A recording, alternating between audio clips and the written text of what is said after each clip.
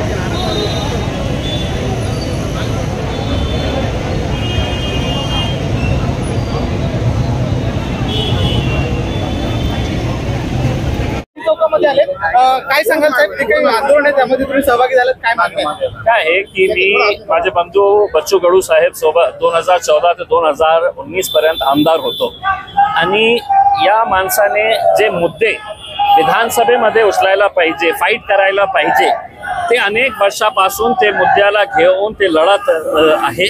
आणि आज त्यांनी जे आंदोलन आमच्या शहरामध्ये पुकारलेलं आहे, चक्काजाम आंदोलन, ते कोणत्या मुद्द्यावर आहे तर शेतकऱ्यांच्या मुद्द्यावर आहे की शेतकऱ्यांचा 7/12 कोरा व्हायला पाहिजे. अपंग लोकांना 6,000 रुपये, माझी तर अपेक्षा हे आहे की 6,000 रुपये ही खूप कमी आहे. 6,000 रुपये मध्ये ही जगणं इतकं सोपं नाही आहे, खूप कठीण आहे. महाराष्ट्र सरकारने मोठा दिल दाखवून हे करायचं की तुम्ही 6,000 मागतो, आम्ही 10,000 रुपये लोकांना देणार. नाहीतर किती फालतू गोष्टीवर, फालतू मुद्द्यावर सरकार कोट्यवधी रुपये खर्च करत आहे. अरे हे जगले तर महाराष्ट्र जगणार आहे, शेतकरी जगलं तर महाराष्ट्र जगणार आहे. पण दुर्दैवाने आज या देशामध्ये सगळ्यात जास्त शेतकऱ्यांची आत्महत्या कुठे होत असेल तर ते माझ्या महाराष्ट्रामध्ये होत आहे. आणि याच्यातून हे स्पष्ट होतं की सरकार फक्त घोषणा करत आहे आणि शेतकऱ्यांना त्याचा लाभ मिळत नाही. आता हे जे आंदोलनाच्या निमित्ताने तुम्ही सोबत एकत्र आला, मात्र भविष्यामध्ये देखील सोबत असाल का? मी आज बच्चू कडू साहेब सोबत आलो असं नाही आहे. जेव्हा जेव्हा त्यांनी या मुद्द्याला घेऊन आंदोलन केले त्या दिवसापासून आम्ही बच्चू कडू साहेब सोबत आहे आणि राहणार.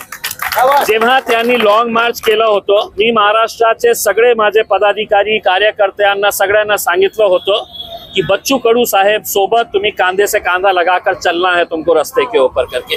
आणि आज आम्ही आमचा हे सपोर्ट देण्यासाठी आलो. तुमचे दोघांचे मुद्दे एकच आहे, त्यामुळे भविष्यात पण सोबत असाल. काय आहे की मुद्दे खूप महत्वाचे आहे. आता कोणीतरी मला विचारले की तुम्ही कशा आले बच्चू कडू साहेबांचा. उद्या समजा याच मुद्द्याला घेऊन कोणता दुसरा राजनैतिक पक्ष रस्त्यावर उतरत असेल, त्यांची मागणी हे असणार असेल की या अपंग लोकांना 6,000 रुपये कमीत कमी द्या, शेतकऱ्यांचा 7/12 कोरा करा, तर इम्तियाज जलील त्यांच्या सोबत ही जाणार. पण मला माहित आहे असा कोणताही पक्ष राहिलेला नाही आहे की जे असे मुद्दे घेऊन रस्त्यावर उतरणार आहे.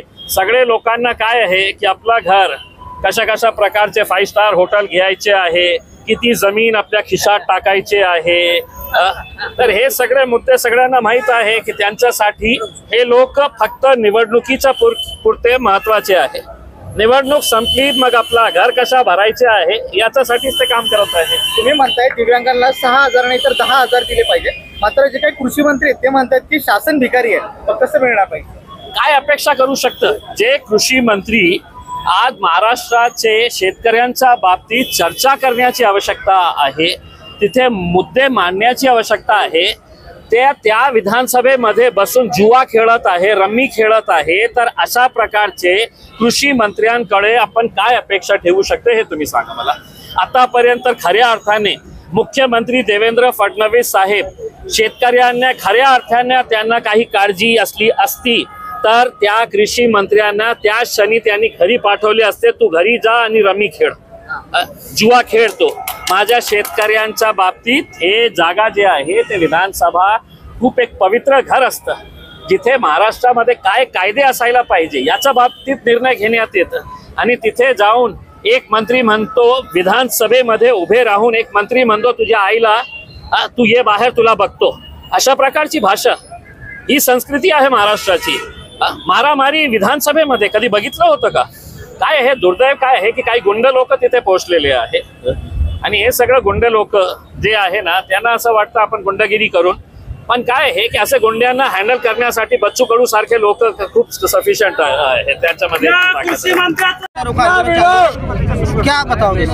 पूरे महाराष्ट्र के अंदर कम से कम 500-600 जगह आंदोलन हो रहा है, चक्का जाम आंदोलन हो रहा है. हमने अन्न त्याग आंदोलन किया, बाद में पैदल यात्रा निकाली, तो भी सरकार कुछ काम नहीं कर रही है. समिति गठित की, लेकिन कब कर्जा माफी करते हैं इसका कोई तारीख बता नहीं रही है. मेनपाड़ है, हमारे मच्छीमार है, हमारे दिव्यांग भाई है, हमारे दूध का जो कानून लाना चाहती थी वो भी लाया नहीं, और खाली बातें मीटिंग करते हैं लेकिन निर्णय कुछ होता नहीं.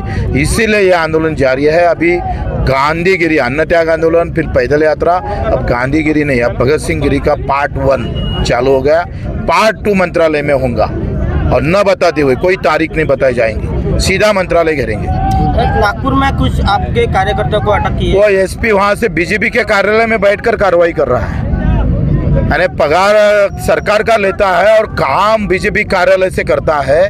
उन्होंने हर 100 से ऊपर 200 किसानों को उन्होंने डिटेन करके रखा है और उन पर कार्रवाई कर रहा है. तो हम अभी अगला आंदोलन स्पेशल नागपुर के लिए स्पेशल चक्का जाम होगा. सरकार को क्या आह्वान करोगे? सरकार से उम्मीद है, हमारी सरकार दुश्मन नहीं है, लेकिन किसान और मजदूर की दुश्मनी करेंगे तो हम दुश्मन की तरह आंदोलन करते रहेंगे. उससे उम्मीद है कि आप जल्दी से जल्दी निर्णय लो.